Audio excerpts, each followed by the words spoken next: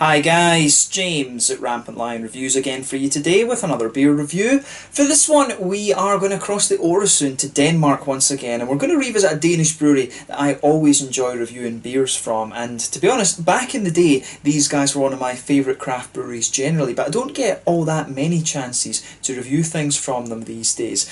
So for this review we are going to return to Total, and we're having a look at the beer that they've just released through the Små Partiers in Sjaelland here in Sweden. This one is called The Garden of Sweden, and it's a fruit IPA coming in at 6.4% ABV with blueberries and raspberries added to it. The name of this one quite obviously comes from the the Garden of Eden, which they released a few years ago. That was a fruit IPA again, but it had like 6 or so different types of tropical fruit and things added to it. It was quite nice if I remember correctly. But the last beers I reviewed from Total were the Ural Milk, which was a beautiful big imperial stout, and also the Dangerously Close to Stupid, which was an awesome West Coast double IPA, one that I just never got around to reviewing a couple of years back. But I had to get both of those beers through Glasbanken, because you just don't get too many Total things here in Sweden. I think the main reason for that is that, of course, a lot of the stuff is controlled by Systembolaget, so maybe in the future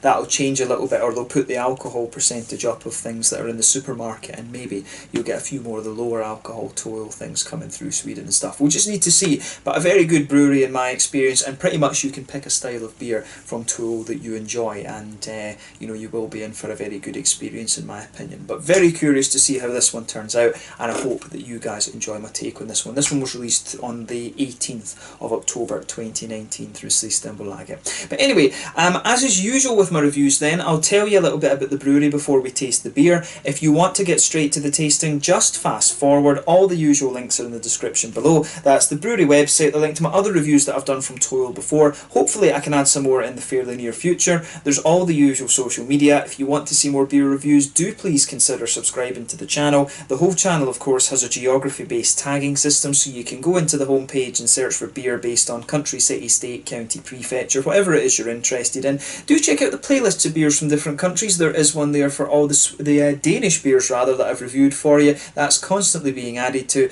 and as always, please do get in touch and let me know some of the other beers and breweries that you guys would like to see me review. It's always great to hear from you guys that are watching the videos, and the support that you show the channel is hugely appreciated. I nearly slipped up with that one there. Total or Danish, but it's Garden of Sweden it's called. But anyway, to tell you a little bit about Total then, on to my brewery notes. So as I've told you before, Total was founded by Tobias Emil Jensen and Tori Gainter, who were former students of Mikael Bjergso, who used to work as a physics and maths teacher, but of course now he is the big boss of Mikkeller. But originally they brewed with him in their school kitchens back in around 2005, but they continued to homebrew until around 2010 when they founded Total, which translates into English from Danish as meaning two beers. So this is literally the Two Beers Brewery. But when Mikael heard that his former students were still brewing, he insisted that they do a collaboration brew together, and this was what would become the first commercial Total beer, the double IPA. But they very quickly built a strong reputation for themselves, and with the help of Mikkeller they managed to distribute their beers worldwide from very early on.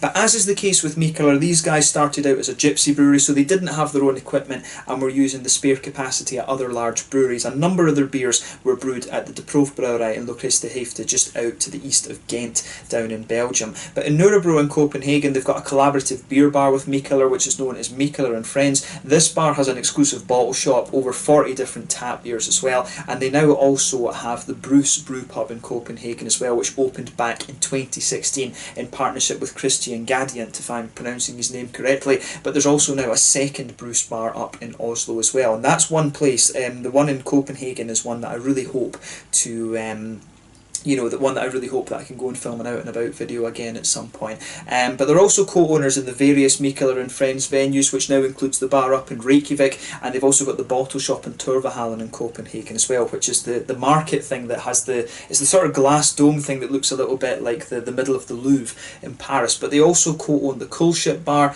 and the Micropolis bar in Copenhagen as well. But interestingly, as of 2019 these guys have a new pet project. So there's a new production facility in the works Denmark's SwEden on Sjaelland, which is a little bit to the kind of northwest of Roskilde. This has a 150,000 square metre floor space. They plan to have a clean side of the brewery, which has a large German Braucon brewing kit, and this side of the brewery is going to be run by their brewer Tim. And there's also going to be a sour side of the brewery as well, which has fodders and a coolship and various different things that they need for producing sour beers. And this will be done by Nathan Borey, and a lot of the space as well, the spare space that they have, will be used for barrel aging. But it's hoped that they'll have Toil City up and fully running quite soon. I think it's very close to being up and running at this point in October 2019, but they're hoping that the beers will be able to be pumped out from early 2020. I think they've got their bottling line and stuff like that at the moment as well. But they're looking at producing ciders and various other things there as well. There is a cider brewery that they're working with who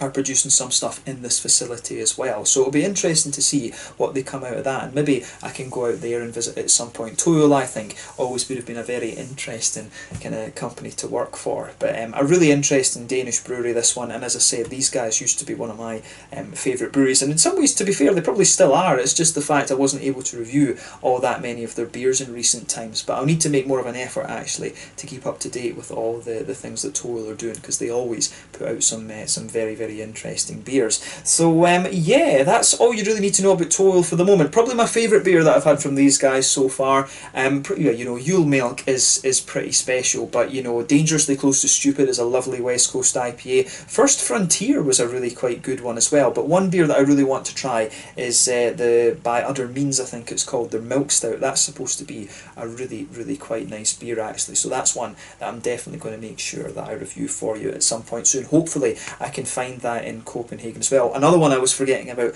Black Malts and Body Salts. That's one of the best Imperial Black IPAs I think that you're going to find on the market, so make sure you try that one if you get the chance. But yeah, that's all you need to know. If you want to learn more about Toil, of course, you can check out the brewery website in the description below. You can follow them on Facebook and Instagram and stuff like that to keep up to date with all the latest goings on, and you can look at the Rate Beer and Untappd pages if you're interested in all the different beers that they do. They have got a whole blog on their website which is tells you about the Toil City and all the work that they're doing there, so that's quite interesting to keep an eye on as well. But yeah, let's get on with the tasting then. I'll let you have a little look at the artwork of this one, which, you know, is quite interesting. Toil, of course, have moved their production more towards cans than bottles these days. I actually can't remember whether most of the beers were in cans the last time I was over in Kiosk in Copenhagen, but you know, they always have a good variety of different things over there. But yeah, really nice looking beer, this one. I like the artwork on this.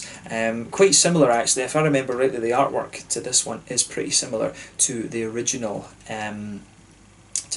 Garden of Eden as well. But this particular beer is apparently based on Drottningsylt, which is a special type of jam that you get here in Sweden. It literally translates into English as the Queen's Jam, and it's a blueberry and raspberry jam. The Scandinavians, of course, absolutely love their berries and things like that. The Finns have got buckthorn, the Swedish have got cloudberries, and I can't remember what the other ones have, but there's lots of different types of berries here. Swedish people and Scandinavians generally, they love licorice and anything that's sweet. I always find that amazing with Sweden and Denmark and stuff like that. The amount of candy and sweets that they eat is just, you know, it's just ridiculous. You always just wonder why, how the Danes and Swedes and stuff do not have a higher rate of diabetes. It's absolutely crazy.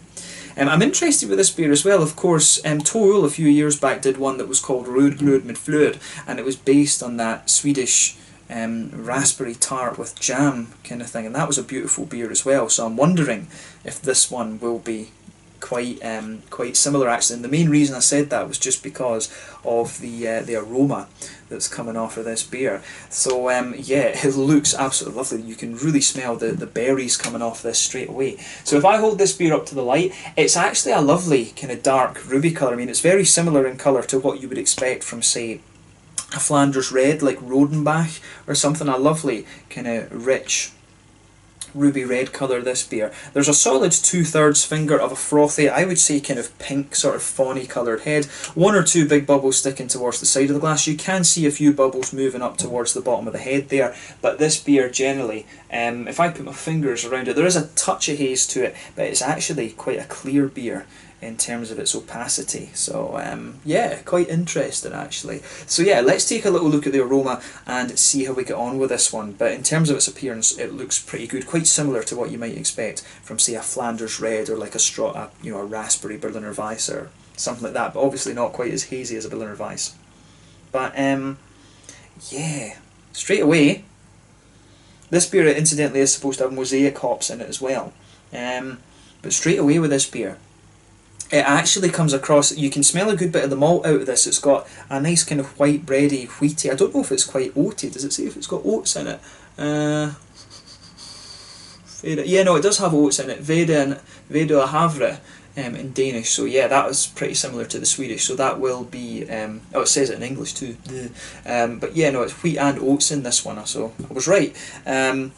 So yeah, you can definitely pick up a little bit of that kind of wheaty, oaty kind of thing in there. It's a very smooth malt base to this one. There might be a little teeny bit of a biscuity note to it as well, like McVitie's Digestives or something, but that's quite minimal. Mainly it's quite a bready, oaty kind of smooth kind of thing that's just forming the basis of this beer. It also comes across, it's not quite sour, but it does have a little bit of sharpness to it, and that'll be mainly the raspberries that are giving you that. But I've always found, compared to Scottish raspberries, I've always found that the mainland European raspberries are a little bit sweeter. The Scottish ones really are quite tart, but you get with the mainland European ones, you will always just get a little bit of that tartness in the aroma, but not quite in the flavour. But you can really get that big juiciness. A lot of the more juicy qualities coming out of the aroma of this beer are the blueberries. I always used to love blueberry juice. Well, I still do. I keep saying I used to, but I still do love a little bit of blueberry juice. But in terms of the aroma, very, very juicy, but still, but you know, quite sharp. Yeah, definitely quite sharp, juicy, fruity quality to this one. A lovely kind of smooth base to it, and also a nice. It's, you know, it's got a little bit of a kind of grassy, hoppy quality to it as well, but it's quite minimal. It's a little bit. I do wonder if it's maybe a bit of German noble hop or something that's in here as well, forming the base of it. Like I said, it's got a bit of mosaic in it, and normally with mosaic you would get a little bit of a kind of juicy tangerine orange, and you can pick that up a little bit, but really I do wonder if that's maybe, if it's maybe been slightly dry hopped a bit, and then you're also getting a little bit of the noble hop in there just forming the base. There is just something about the grassiness in this beer that makes me think there might be a little bit of Hallertau or Tettnang, or maybe even Pearl or Hercules or something like that in it. Mandarin of Bavaria might be the other one if they're using mosaic. It's a nice, Mandarin of Bavaria is a lovely kind of orangey hop. But yeah, it's a lovely, juicy, quite oily smelling fruity IPA, this one, but it's got a nice smooth malt base to it as well, and some nice kind of light grassy hoppy characters. So yeah, I'm really curious to see how this one turns out. This is definitely one of these more kind of almost cocktaily smelling beers compared to some of the other ones you'll get from Toil. And these guys are very good when they do things like this. It always turns out very well. And I mean, when they do the more purist brewing, like, you know, First Frontier or Dangerously Close to Stupid, when they do the pure brewing, or black salts and body malts, they're always very good as well. It's just that they're a very solid all-round brewery, these guys, to be quite honest with you. They do some great stuff, but take a little bit of time and just enjoy the aroma of this beer before you get stuck into it. But let's have a taste of this beer now and see how we get on. This one is the Garden of Sweden, a fruit IPA with raspberries and blueberries in it. It's 6.4%, based on Drottningsult from here in Sweden, a nice kind of Queen's Jam if you like, and this one is from Toil, released in the small partiers on the 18th of October 2019 here in Sweden. Let's get stuck in. Sláinte, skål.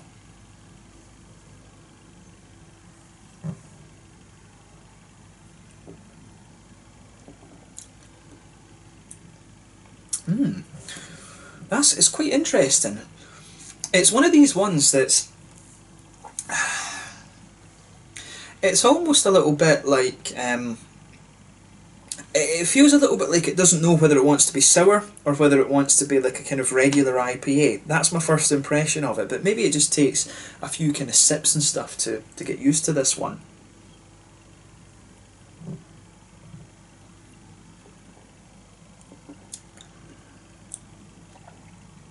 Yeah, I mean, this is I mean, if you like fruit IPAs, You are going to quite like this one. It does take a few sips just to let your kind of palate adjust to it, if you like. And this is a solid beer. One thing I would say is that, you know, fruit IPAs, I've never been the greatest fan of them. I'm a bit more of a kind of purist when it comes to the IPA side of things. When it comes to stouts and stuff, yeah, by all means, put, you know, chocolate and fudge and things like that in them. I know that Peter over at the Clueless Drinker, he loves, like, you know, these grapefruit beers that you can find in Germany and things like that. The fruit IPAs, I mean, maybe it's something I need to explore a little bit more. I don't review all that many of these, but I would definitely say that these are not one of the styles, one that I'm more familiar with, or one that I would kind of pick. You know, I've mainly picked this beer because it was a Tool one, rather than the fact that it was a fruit IPA. So I think, you know, this is a style that I do need to explore a little bit more, and, you know, I maybe need to get used to the fruit IPAs a little bit more. So if you do like this style, I think this one's going to come across as being very solid to you within the style. But I mean, compared to some of the other beers that I've had from Tool, I'm not as big a fan of this one as some of the other ones, but in terms of a fruit IPA, I think it's pretty solid actually. But, you know, as we always say, beer is subjective. Different people like different things, and, you know, fruit IPAs, much like the English bitters and stuff like that, they're not at the top end of my list of styles, if you like. But it's an interesting beer, that, and it's quite nice. And I mean, it's interesting too because I do like fruit beers, like, you know, Creeks and sour beers and stuff. I think maybe it's just the fruit IPAs that I'm not overly keen on. So, because I do remember enjoying the Rue Glued my Fluid that they did, if I'm pronouncing that correctly. Danish people watching this video are probably laughing, but I remember that being a really, really nice beer. I don't know, maybe it just isn't maybe it's just the fruit IPAs that I'm not such a massive fan of. But it is, you know, it's a nice enough drinkable beer, this one, for me. There's nothing wrong with it. It's, as I say, it's just a style that it's maybe not one of my favourite ones.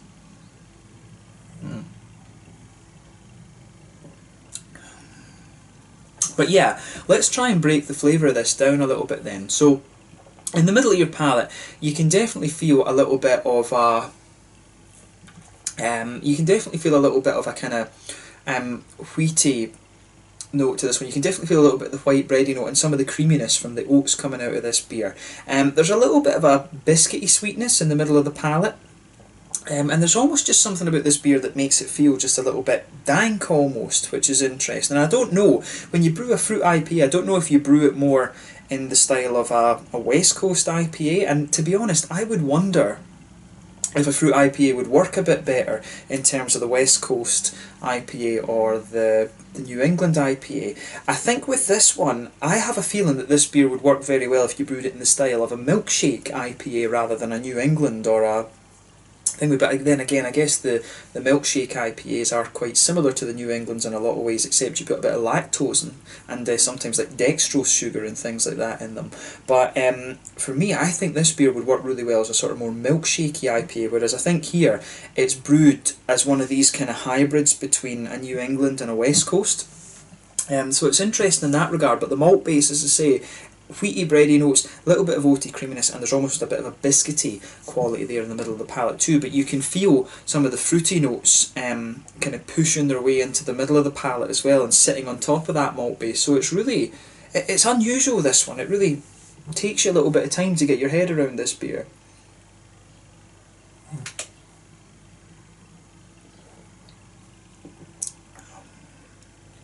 But yeah, it's definitely, I think, it does grow on you a little bit the more you get into it, I think, because when I took this one in when I took it in initially, it felt a little bit dark and almost sour, if you like, and that's why I made the comment about it. Alright, it seems like it doesn't know if it wants to be sour or what, and you still, you know, a little bit of that almost dark pungency that this beer has. If you think about the sort of flavour you get from grapefruit, this beer really does have a sort of vibe about that around the edge of the tongue, which is kind of interesting and unusual. But it's not grapefruit flavoured. I'm not sure where that will be coming from, to be honest with you.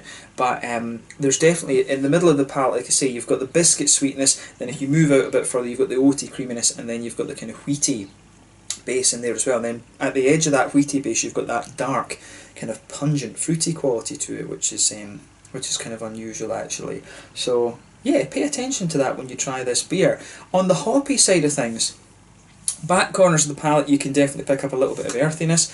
As you come further forward on the sides of the tongue, you can feel that smooths out a little bit. You do get a little bit of floral aromaticity at the front corners of the palate, and then round the front curve of the tongue it's a little bit lighter and grassy. Now the thing you always have to remember with beers when you add fruit to them, when you actually add the fruit in there, the fruit flavours, instead of coming out in that oily bubble behind the front curve of the tongue, which is where you extract all the fruity esters from the hops and things, you know, when you have those around, when you add fruit to the beer, it comes out around the kind of edge of the tongue, if you like. It suppresses a little bit of the kind of green side of the hops. And you can feel that a little bit with this beer. I mean, you can feel some of the juiciness on the front kind of tip of the tongue. You can feel a little bit of the juiciness of the blackberries. Or the blueberries, sorry, not blackberries. But I think the thing that's given this beer its kind of darker, sour edge is maybe the grapefruit. So that's an interesting point to. Sorry, not the grapefruit, the raspberries. Why am I confusing all these fruits today? I think the raspberries are coming across as being a little bit sour in this one. So just keep that in mind when you taste this beer. You can really feel round on the sides, almost on the corners of your palate, you can feel a little bit of that sour raspberry note. And that's interesting because I've always found that mainland European raspberries are a little bit kind of brighter and sweet and things. I always found the Scottish ones are a little bit more sharp and tart, but they still have a sweetness to them. That's an interesting point about this beer.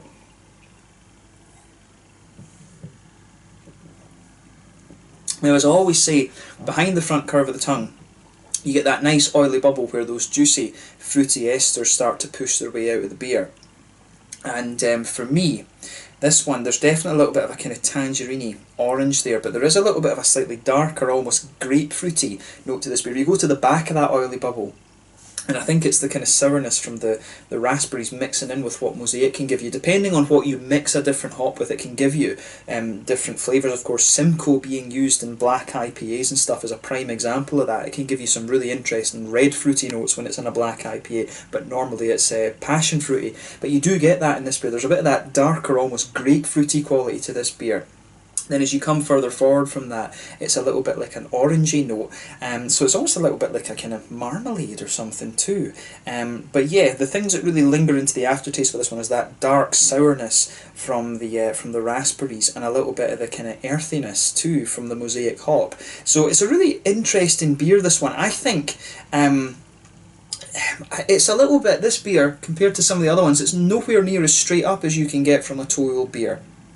It's definitely more kind of mixed. It almost feels as if it's, I think I would stick with that statement. I'm not sure whether it's almost like it doesn't know whether it's sour or whether it's a kind of straight up thing. I think this would have worked very well as a sort of milkshake IPA, to be honest with you, or by using a raspberry that's a little bit brighter, if you like. I think this would have been a really interesting milkshake IPA, but as a sort of West Coasty New England hybrid, which is what it is, I'm sure, I don't think it works out quite as well as it might have. But it's an interesting beer, this one. It definitely grows on you a little bit as you drink it. But then again, the other thing you have to remember with my review of this, fruit IPAs, yeah, probably not my favourite style. I really picked this one because, well, one, I liked the name, and two, it was a Toll beer who I really enjoy from. So yeah, an interesting one this, but you know, you have to give them credit for that. Toll will always produce some quite interesting beers. Mouthfeel then.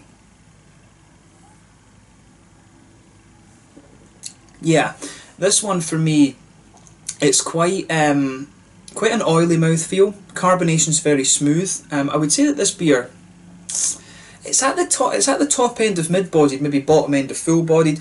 In terms of IBUs, I think you'd probably get about 40 or so IBUs out of this one. Maybe even a bit more, maybe 50, because it does have a good bit of that darker, kind of almost sour quality to it. And that's one of the things, again, that makes me think it's brewed a little bit more in the West Coast style. You do get a bit of bitterness around the edge of your palate, so maybe 50, even 60 IBUs out of this one, which is interesting. Malt base is quite smooth, a little bit more sweetness to it, as I say, with a milkshakey thing. That, I think, could really benefit this beer. And the fruitiness, you've got a good balance between an oily, fruity quality and a sort of, from the hops, and also a bit of the sharper, darker notes from the raspberries. I think the blueberries are quite well rounded and quite juicy as well. But overall, a really interesting beer, this one. Interesting to try another fruit IPA from Toll, but you know, this isn't a beer that kind of goes for my tastes that much. I think if I had the choice of other Toil beers, I probably would pick them over this one. But yeah, an interesting beer nonetheless. If you like a fruit IPA, I think you will quite enjoy this one. Quite a nice dark, almost sour raspberry type quality from this one, but it does have some juicier and oily fruity qualities to it as well. But have a go at it for yourself and just see what you think. But we'll leave it at that for this one. So once again, thank you for watching my beer reviews. Until the next time, please like, subscribe, share, all the usual YouTube stuff. Let me know your own thoughts on this beer in the comment section below. Let me know what your favourite beers are from Toil. I'm sure we'll return to these guys at some point in the near future, and I really do look forward to seeing what these guys are going to produce at their new facility in Sweden. Hopefully I can get out there at some point and have a look at it, but you will see some more Toil reviews in the future, and I hope that I can do the by other means for you at some point as well, because that's one that I really quite would like to try. But yeah, the Garden of Sweden, a fruit IPA at 6.4% with